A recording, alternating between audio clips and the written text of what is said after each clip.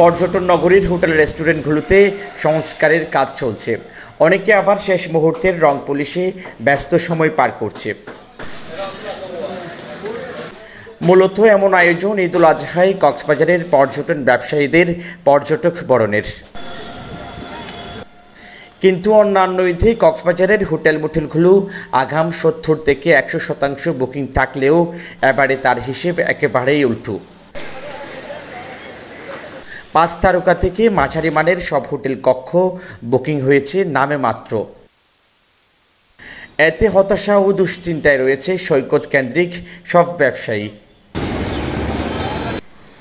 তবে সহসায় আশা ছেড়ে দিচ্ছেন না ব্যবসায়ীরা।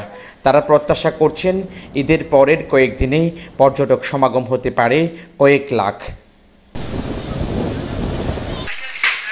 ঈদ মোবারক। আমরা অন্যান্য বছরের তুলনায় এবার ঈদুল আজহাতেও আমাদের হোটেল মোটেলগুলো রং এবং তুলিতে এবং আমাদের যে সম্পূর্ণ কাজগুলো রয়েছে সেটা আমরা সম্পন্ন করেছি।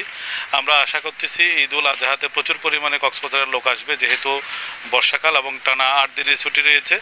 আমরা মনে করতেছি ১ থেকে ৩ লক্ষ লোক কক্সবাজারে আসবে পরিবার পরিজন নিয়ে বিশাল সমুদ্রের পারে এই কোরবানির ঈদের আনন্দ ভাগাভাগি করার জন্য।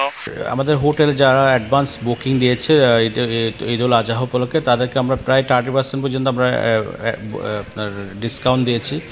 আমরা গত 1 মাস থেকে 17 তারিখ পর্যন্ত মানে ঈদের দিন পর্যন্ত আমরা একটা 50% ডিসকাউন্ট রেখেছিলাম। যারা যারা আসছে সবাই এই অফারটা পেয়েছে। ঈদের পর যারা অ্যাডভান্স বুকিং দিচ্ছে তাদেরকেও আমরা সহ বিভিন্ন হোটেলে আপনার ডিসকাউন্ট দিচ্ছে 20% 30% পর্যন্ত। সেজন্য বলবো যারা এখনও পর্যন্ত বুকিং করেন নাই, রিজার্ভেশন করেন নাই, আপনারা আজকের মধ্যে আপনারা অবশ্যই এটা বুকিং করে নেবেন, তাহলে আপনারা ডিসকাউন্টটা পাবেন। এদিকে কক্সবাজারে ভ্রমণ যেন পর্যটকদের সুখকর হয় তার সব ব্যবস্থা গ্রহণ করেছে জেলা প্রশাসন। আমরা আশা করছি যে লম্বা ছুটি মানুষ পেয়েছে, লক্ষ লক্ষ টুরিস্ট আসবে এই সময়টা। আমাদের বড় প্রিপারেশন আছে, আমরা এর আগে করেছি। সকল ডিপার্টমেন্ট ইনক্লুডিং যে হোটেল মালিক সমিতি, রেস্টুরেন্ট মালিক সমিতি আছে, রিসোর্ট যারা মালিক সমিতি আছে, সবার সাথে আমাদের কথা হয়েছে, আমরা মিটিং করেছি, কথা বলেছি এবং প্রত্যেকেই ওয়েলকাম জানাতে ওয়েট করছে।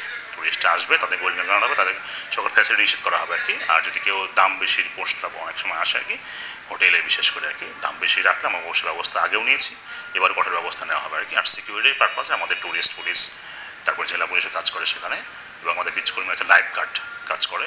সবাই well prepared to welcome hour tourist in this season. সৈকতে দালাল নিয়ন্ত্রণ, ভেজাল খাদ্য রোধ, পর্যটক হয়রানি, বাড়তি দাম আদায় রোধ সহ নানা সিদ্ধান্ত নেওয়া হয়েছে বলে জানায় জেলা প্রশাসন।